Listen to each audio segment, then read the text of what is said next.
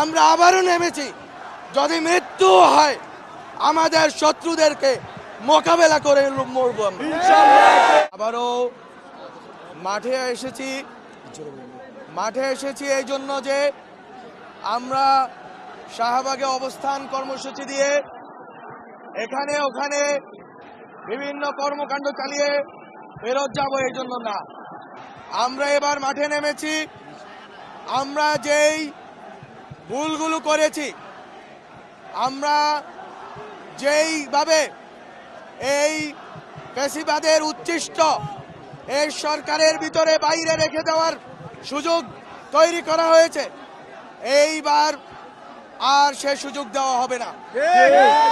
আমাদের এবারের লড়াই, আমাদের পক্ষ থেকে প্রথম দাবি হচ্ছে শরীফ ওসমান হাদির খুনিদেরকে যে কোনো মূল্যে অতি দ্রুত সময়ে ভারত থেকে ফেরত পাঠাতে হবে। এটা হচ্ছে বেসিক। এইটার বাইরে আমরা যাব না যতক্ষণ না এই খুনিদেরকে ভারত ফেরত দেবে, ততক্ষণ পর্যন্ত আমরা মনে করি না ভারতের সাথে কোনো স্বাভাবিক সম্পর্ক রাখা সম্ভব।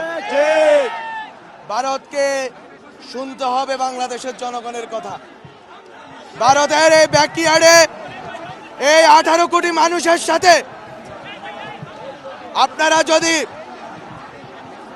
মনে করেন খেল তামাশা করবেন, আপনারা যদি মনে করে থাকেন আপনারা বাংলাদেশের ভিতরে ঢুকে এই দেশের সূর্য সন্তানদেরকে হত্যা করে পার পেয়ে যাবেন, তাহলে আমরা বলবো আমাদের যেরকম গুম হারাম হয়েছে আপনাদেরও গুম হারাম হবে। আমরা অলরেডি আমাদের মাথায় বাউন্টির মতো আমাদের বাউন্টি হান্টিং এর মতো আমাদের অবস্থা হয়েছে।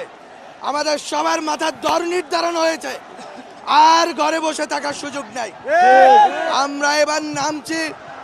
5 আগস্টের আগেও নেমেছিলাম, শহীদই হব, শহীদই মৃত্যু হব সেই আকাঙ্ক্ষা নিয়ে আমরা আবারও নেমেছি। যদি মৃত্যু হয় আমাদের শত্রুদেরকে মোকাবেলা করে মরবো আমরা।